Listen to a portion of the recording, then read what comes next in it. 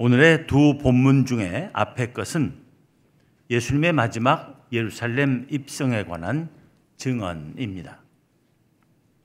예수님께서 마지막으로 예루살렘 성에 들어오실 때 예루살렘에 모여있던 사람들은 종려나무 가지를 가지고 맞으러 나가 호산나 찬송하리로다 주의 이름으로 오시는 이 곧 이스라엘의 왕이시여 하며 외쳤습니다.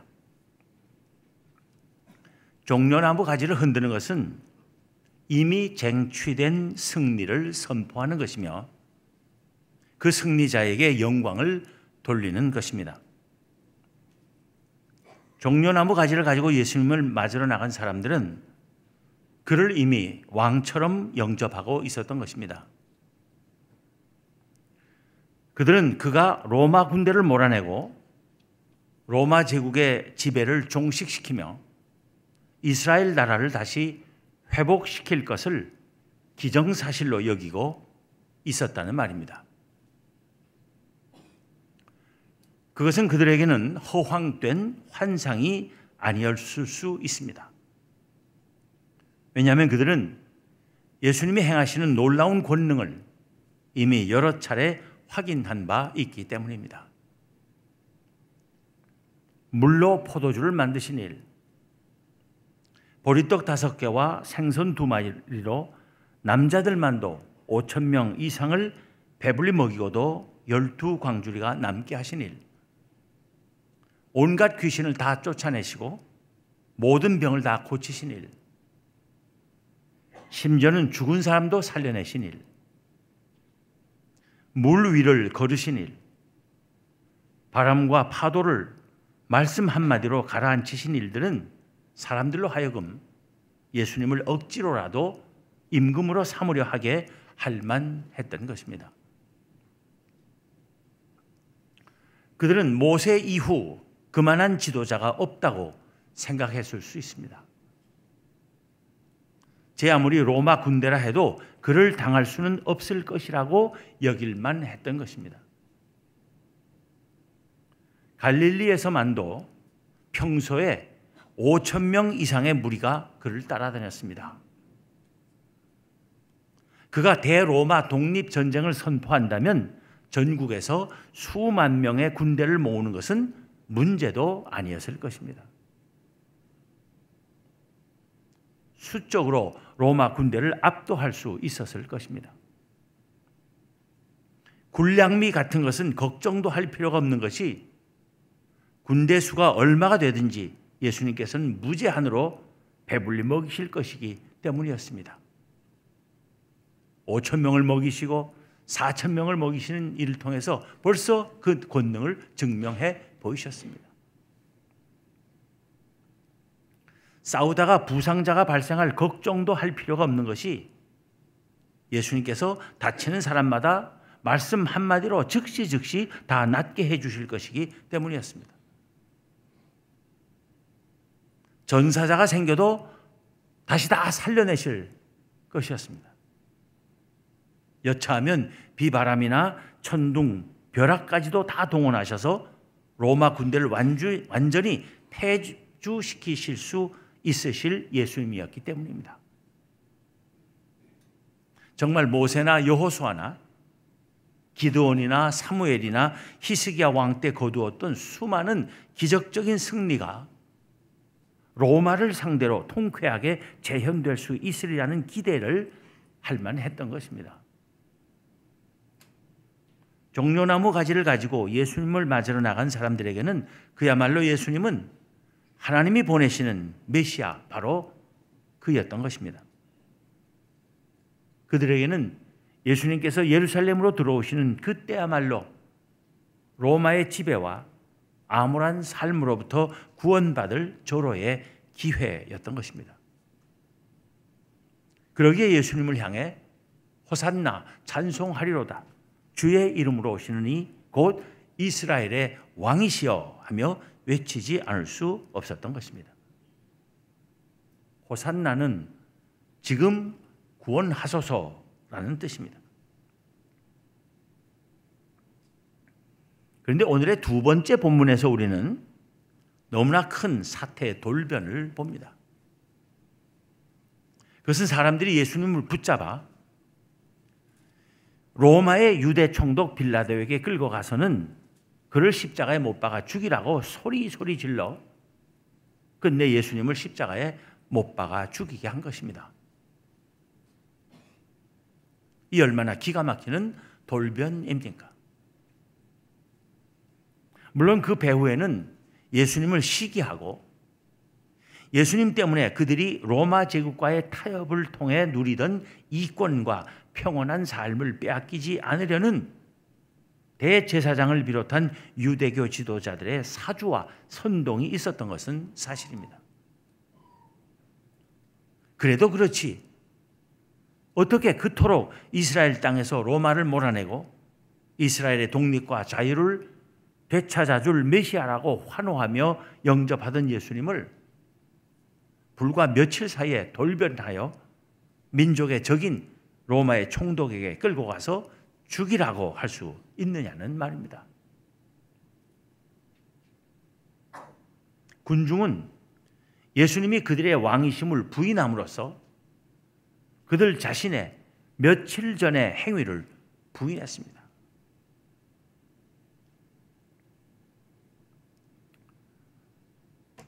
로마 총독 빌라도는 붙잡혀온 예수님을 죄가 없다고 여기며 놓아주려고 하는데 그들이 오히려 소리 지르기를 이 사람을 놓으면 가이사의 충신이 아니니이다.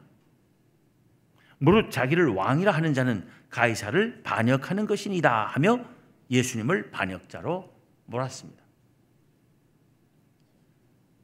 예수님만 반역자로 모는 것이 아니라 만일 예수님을 놓아주면 당신 빌라도도 로마 황제에게 반역을 하는 것이요 라고 위협까지 하는 것이었습니다. 그들은 스스로 유대인이기를 버리고 로마인들이 되었으며 어느새 로마 황제의 충신들이 되어버린 것입니다. 그들은 그들 자신이 호산나 찬송하리로다 주의 이름으로 오시는 이 곧 이스라엘의 왕이시여 하던 예수님을 가리켜 소리 지르기를 없이 하소서 없이 하소서 그를 십자가에 못 박게 하소서 했습니다. 빌라도가 그들에게 묻기를 내가 너희 왕을 십자가에 못 박으랴 하자 대제사장들은 대답하기를 가이사 외에 우리에게 왕이 없나이다 했습니다. 하나님의 택하심을 받은 민족의 지도자들이 앞장서서 하나님의 백성으로서의 정체성과 자존심을 송두리째 내던져 버린 것입니다.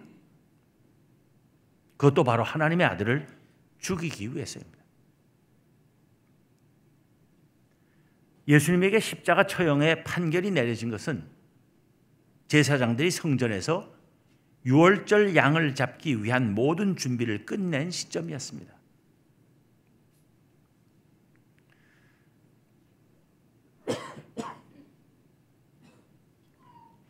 그들은 같은 날 같은 시간에 성전에서 유월절 양을 잡을 뿐 아니라 빌라도의 법정에서 예수 그리스도를 잡아 죽인 것입니다. 절묘하기 이를 데 없는 시점에 예수님께서는 우리 모두의 속죄와 구원을 위하여 스스로 참된 유월절 양이 되신 것입니다. 이 돌변의 원인은 예수 그리스도에 대한 잘못된 이해와 그로 말미암은 잘못된 기대였다고 말해야 할 것입니다. 예수님은 분명 온 세상의 왕이셨지만 이 세상 왕들같이 정치적이고 군사적으로 왕권을 사용하는 왕이 아니심을 유대인들은 몰랐던 것입니다. 예수님의 메시아 왕국도 정치적 독립과 경제적 회생을 위해 무력으로 세우는 나라가 아니라 하나님의 진리를 드러내고 영원한 생명을 펼치는 데서 이루어지는 나라라는 사실을 유대인들은 알지 못했던 것입니다. 예수님께서는 빌라도에게 말씀하시기를 내 나라는 이 세상에 속한 것이 아니니라 하셨는데 유대인들은 하나님의 나라와 세상 나라를 혼동했던 것입니다. 예수님께서는 예루살렘에 어린 나귀를 타시고 들어오셨습니다. 그 이유가 무엇입니까? 그것은 선지자 스가랴의 예언을 이루시기 위해서였습니다. 본문 14절 15절에서는 예수는 한 어린 나귀를 보고 타시니 이는 기록된 바 시온 딸아 두려워하지 말라 보라 너희 왕이 나귀 새끼를 타고 오신다 함과 같더라 합니다. 마태복음 21장 4절 5절에서는 예수님이 어린 나귀를 타시고 예루살렘에 입성하신 이유가 하나님께서 선지자를 통하여 하신 말씀을 이루려 하심임을 보다 분명하게 기술하고 있습니다. 거기 보면 이는 선지자를 통하여 하신 말씀을 이루려 하심이니 일러스되 시온 딸에게 이르기를 내 왕이 내게 임하나니 그는 겸손하여 나귀 곧 멍에 매는 짐승의 새끼를 탔도다 하라 하였느니라 합니다. 실제로 스가랴 9장 9절에 보면 시온에 따라 크게 기뻐할지어다 예루살렘에 따라 즐거이 부를지어다 보라 내 왕이 내게 임하시나니 그는 공의로우시며 구원을 베푸시며 겸손하셔서 나귀를 타시나니 나귀의 작은 것 곧 나귀 새끼니라 합니다. 여기서 우리는 예수님이 겸손하시며 공의로 구원을 베푸시는 왕이심을 보아야 합니다.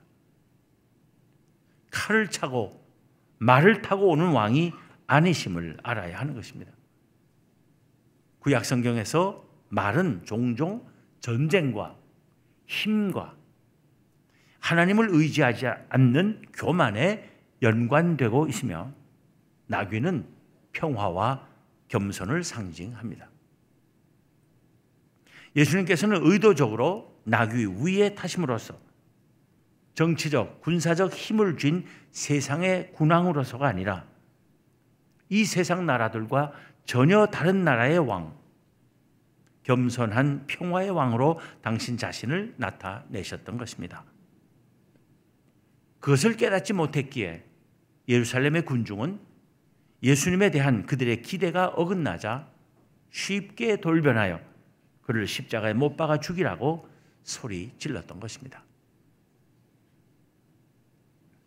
그런데 우리는 예수님의 겸손을 단순히 자기 자랑을 하지 않는다는 의미의 일반적인 겸손이 아니라 보다 깊게 신학적이고 구원론적인 의미의 겸손으로 이해할 필요가 있습니다. 사도 바울은 빌립보서 2장 6절부터 8절에서 쓰기를 그는 근본 하나님의 본체시나 하나님과 동등됨을 취할 것으로 여기지 아니하시고 오히려 자기를 비워 종의 형체를 가지사 사람들과 같이 되셨고 사람의 모양으로 나타나사 자기를 낮추시고 죽기까지 복종하셨으니 곧 십자가에 죽으심이라 했습니다. 다시 말하자면 본래 하나님도 아니면서 하나님과 같이 되려는 교만과 불순종의 죄에 빠지고 죽음에 이르게 된 인간을 살리시기 위하여 본래 사람이 아니시고 하나님과 하나이신 그의 아들이 자기 자신을 비우시고 사람의 몸으로 종의 형체로 낮추어 오셔서 십자가에서 죽기까지 아버지의 뜻에 순종하신 그 겸손입니다.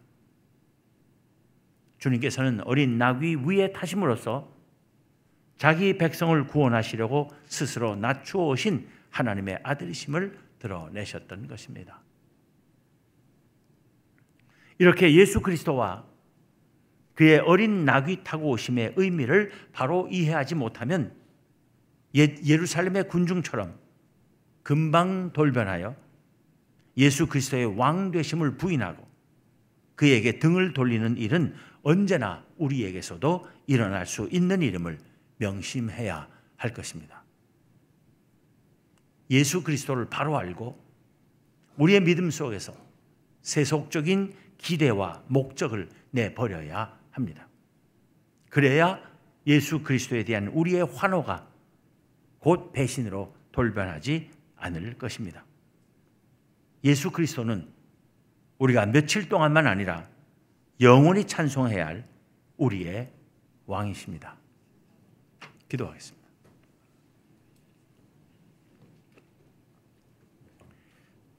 하나님, 저희에게 은혜를 베푸시고 믿음을 주셔서 예수 그리스도를 알게 하시고 그를 저희의 주님으로 환호하며 영접할 수 있게 하여 주신 은혜를 감사합니다.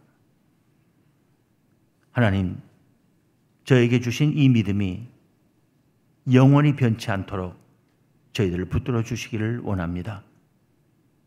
그래서 주 예수 그리스도를 저희들의 왕으로 영원히 찬송하는 저희가 되게 하여 주시옵소서. 우리 주님 예수 그리스도 이름으로 기도하옵나이다. 아멘.